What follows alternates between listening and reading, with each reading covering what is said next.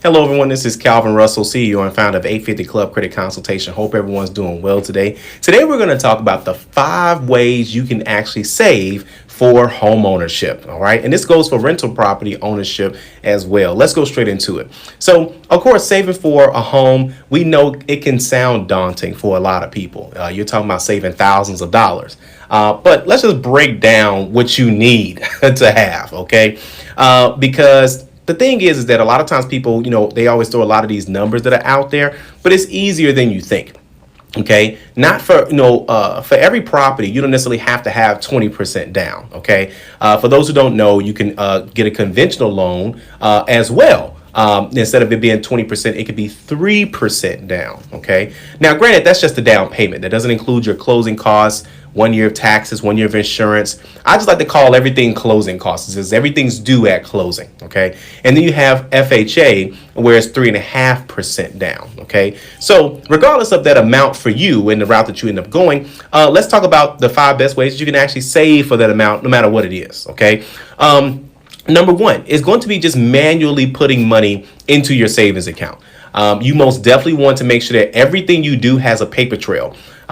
We've seen people, we just recently had a person where he bought a plot of land in Chicago for like $30,000. This guy showed up with a suitcase of $30,000 cash. You can't do that. So it has to be deposited into the bank, and you have to do a cashier's check. This ain't the movies, okay? But it was pretty dope to see. I think we got a photo around here somewhere. We're going to float that around. But either way, that's how you want to do it, is everything has to be electronically done. So if you're going to take money from your house, put it into an account. If you're going to take it from, whatever source, but it's better if you just transfer things electronically. That way it has a paper trail. And that's if you want to manually do it. Manually do $20, $500, $1,000 over time, obviously, depending on how much you're looking to save. Okay. So that's way number 1, to do it manually. Number 2 is to do it where it's auto save, right? It automatically saves from one account to the next. You set the amount. Some banks still do that. Some banks still have that as an option. Some banks no longer offer it, so see if your bank, has that set up where you could do something daily, weekly, monthly. That way, that, hey, I set it and I forget it. That way I don't have to worry about, doing it manually. So some people like to do it manually. Some people want to have where it's, you just set it up and then you just, it just do its thing. Okay. Number 3 is that you download one of these apps that's available. There's a lot of apps that are out here that will save for you. Okay. And some apps are goal oriented. So you can have it where you set up, you have a goal set for a certain period of time, and it automatically takes that money out. Some automatically does your loose change. Some you can have where you press a button and it kind of boosts the saving as well too. So it takes out $20, $30, $40, $10, and it's just all up in your account, right?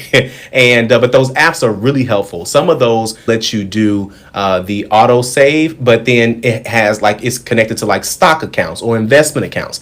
And then when you're able to do something like that, you're able to go ahead and then transfer whatever you have going on, from let's say, for example, you invested in some investments, let's say some stocks or whatever, and then the stock has done well, you can then reinvest that, or obviously you can just take that out and then just put that into your savings account as well. So there's a lot of little apps that are out there. I don't want to name drop because there's so many out there. If you're not sure, you can always Google it.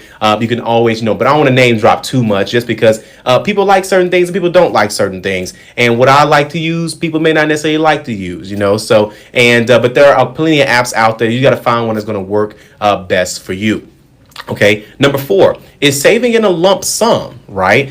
You may, of course, we're now going into the holiday season. So that means that, some of you guys can get, overtime, double overtime, holiday pay, right? So you can get that holiday pay, and then you say, you know what, I'm gonna live off this, but once I get this check from this holiday pay, I'll go ahead and put that in my savings. That could be a bonus as well too. Tax season's around the corner, so you guys may be getting a lump sum there. $1,500, $2,000, $5,000. If you're getting a refund, some people ain't getting a refund, So, but sometimes it's easier to save when you get it as a lump sum and say, you know what, as soon as I get XYZ, I'm gonna throw this right into my account, or I'm gonna leave it there, or whatever the case may be from your taxes. And last but not least, is going to be DPA, as the lenders call it, but we call it down payment assistance, or a gift as well too. With down payment assistance, you know that there's 3 types of down payment assistance. I've done a video on this as well too.